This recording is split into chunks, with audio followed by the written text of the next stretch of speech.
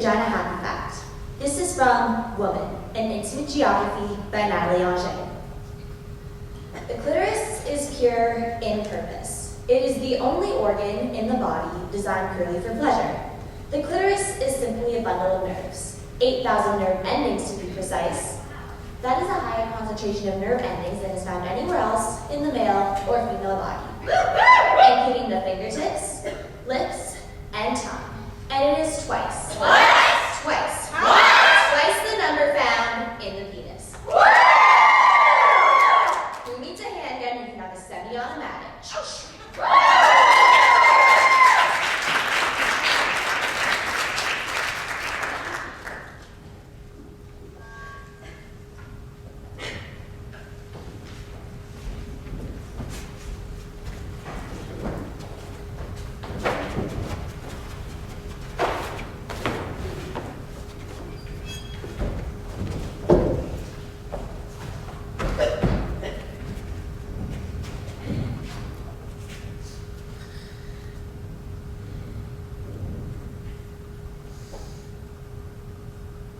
My vagina is a shell, a round, pink, tender shell. Opening and closing. Closing and opening. My vagina is a flower, an eccentric tulip. The center acute and deep. The stem delicate. The petals gentle but sturdy. I did not always know this. I learned this in the Vagina Workshop. I learned this from a woman who runs the Vagina Workshop. A woman who believes in vaginas, who really sees vaginas, who helps women see their own vaginas by seeing other women's vaginas. In the first session, the woman who ran the workshop asked us to draw a picture of our own unique, beautiful, fabulous vaginas. That's what she said. She wanted to know what our own unique, beautiful, fabulous vaginas look like to us. One woman who was very pregnant drew a big red mouth screaming, coins spilling out of it.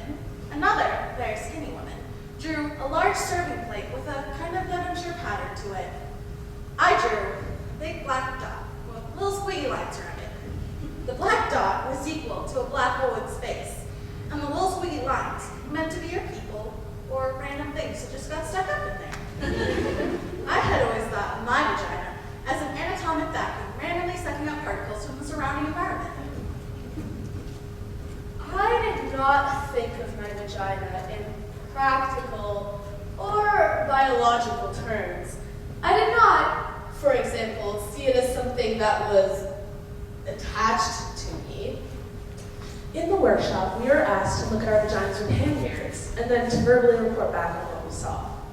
Now, I must admit that up until this point, everything I knew about my vagina was based on hearsay or invention. I'd never really seen the thing. It had never occurred to me to look. My vagina existed for me on some abstract plane. It seemed so awkward and reductive, looking at it the way we were in the workshop on our mats with our hand mirrors. It reminded me of the way the early astronomers must have felt with their primitive telescopes. It was quite unsettling at first, my vagina.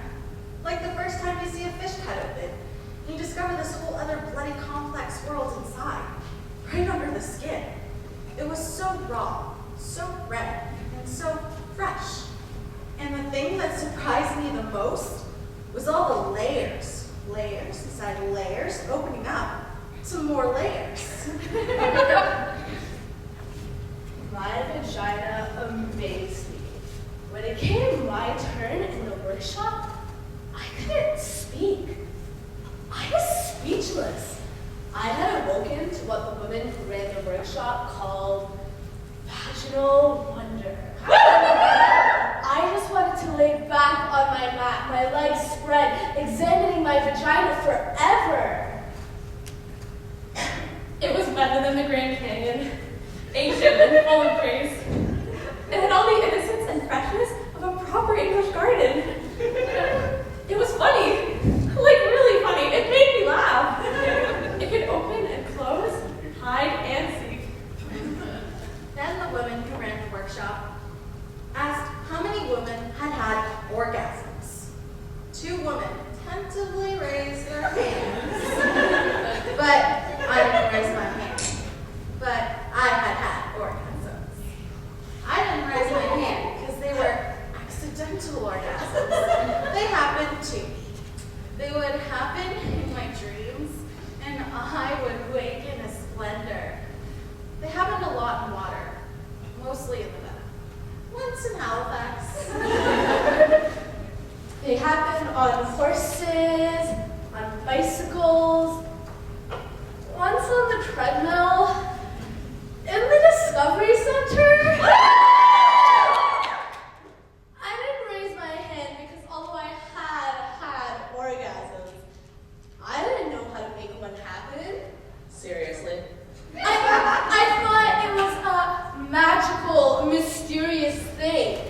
I didn't want to interfere. It felt wrong, contrived, manipulated. It felt Hollywood. The surprise would be gone, and the mystery. The problem, of course, is that the surprise had been gone for nearly 2 years. I hadn't had a magical, accidental orgasm in a long time, and I was frantic. That's why I was in the Vagina Workshop. And then the moment had arrived that I had both dreaded and longed for. The woman who ran the workshop asked us to take out our hand mirrors again to see if we could locate our clitoris. We were there as women, on our backs, on our mats, searching for our spot, our locus, our reason. And I don't know why, but I started crying. Maybe it was sheer embarrassment. Maybe it was the realization that I had to give up the fantasy. The enormous, life-consuming fantasy that someone or something was coming to do this for me. That someone was coming to lead my life, to choose direction, to give me orgasms.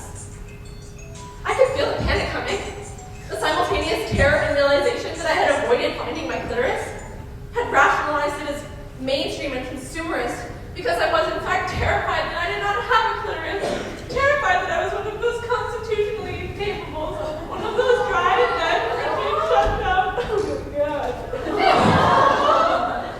I sat on my mat, reaching with my fingers, looking for my spot, and all I could think about was this time when I was 10 and I lost my super expensive gold ring with the emeralds in the lake, and how I kept diving over and over again to the bottom, running my hands over stones and slimy stuff and fish and bottle caps, but never my ring. The panic I felt, I knew I'd been punished. The woman who ran the workshop saw my insane scrambling, sweating, and heavy breathing. She came over.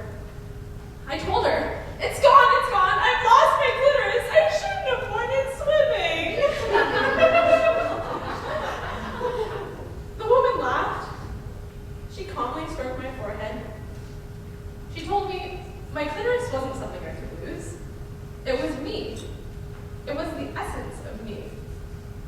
It was both the doorbell to my house and the house itself. I didn't have to find it. I had to be it. Be it. Be my clitoris. Be my clitoris. I put the hand mirror back down. I lay back on my mat and closed my eyes. I watched myself floating above myself. I watched as I slowly began to approach and re-enter myself.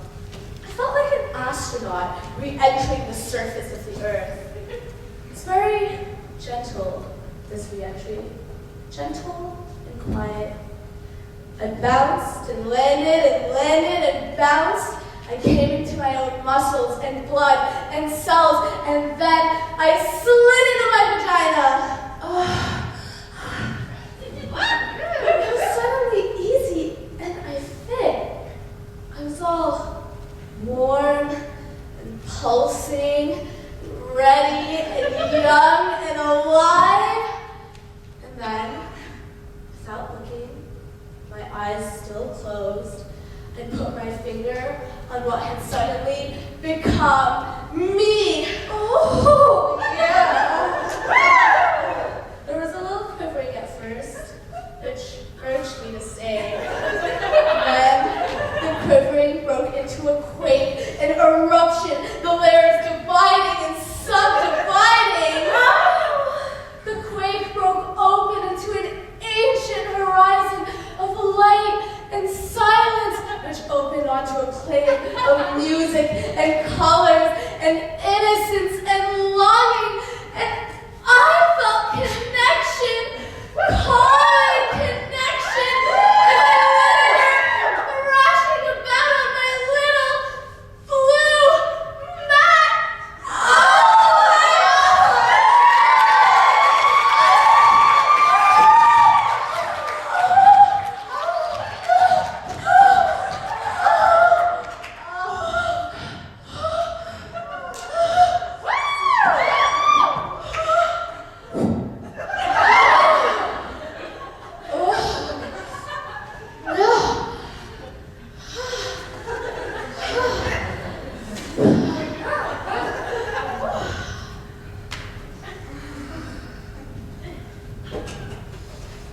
My vagina is a shell